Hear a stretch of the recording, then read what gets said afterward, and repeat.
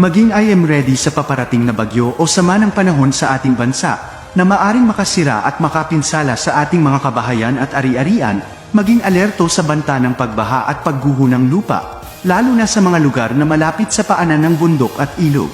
Ang channel na ito ay laging nakatutok sa panahon at nakahanda para magbigay ng mahalagang balita at impormasyon sa inyo. Kaya huwag kalimutan mag-subscribe at pindutin ang bell icon para lagi kang updated sa ating pang mga videong i-upload. Narito na ang ulat panahon mula sa eksperto at totoo. Ito ngang si Bagyong Aghon ay nakapag-landfall na ng 2 beses. Una dito ay sa lalawigan ng Humunhon, Giwan, Samar, at pangalawang landfall nito ay dito naman sa bahagi ng Giperlos, Eastern Samar kaninang madaling araw. At sa kasalukuyan ay patuloy pang nagpapalakas itong si Bagyong Aghon, huling namataan ang sentro ni Bagyong Aghon sa may coastal water ng Katbalugan City dito sa Samar.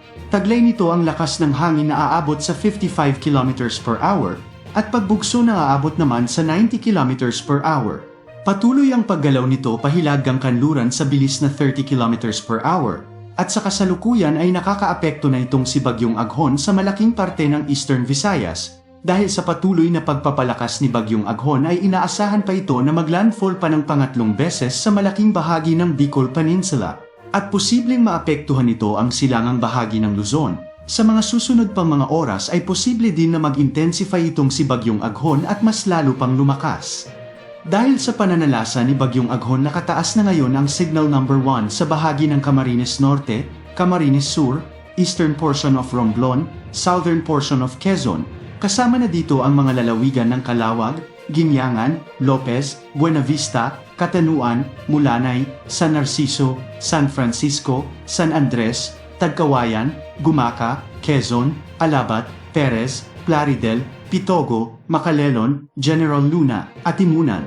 At dito sa may Unisan, kasama na rin sa signal number 1 ang northern portion ng Aurora, Catanduanes, Albay, Sorsogon, Masbate including Burias, ang Ticao Island, Northern Samar, Samar, Eastern Samar, Biliran, Leyte, Southern Leyte, extreme northern portion of Cebu. Kasama na dito ang mga lalawigan ng San Remigio, Tabogon, Siyudad ng Bogo, Medellin, Daan Bantayan, Borbon, including Camotes and Bantayan Island, at dito sa may Dinagat Island. At kung magtuloy-tuloy sa paglakas itong si Bagyong Aghon ay posibleng magtaas pa ang pag-asa ng Tropical Cyclone Wind Signal number 2 sa mga susunod pang mga oras. Kaya dapat lagi po tayong maging handa sa patuloy na paghagupit ni Bagyong Aghon, lalo na sa mga lugar na malapit sa paanan ng bundok at ilog. Hanggang dito na lamang po mga idol, magandang araw sa inyong lahat at mabuhay po kayo.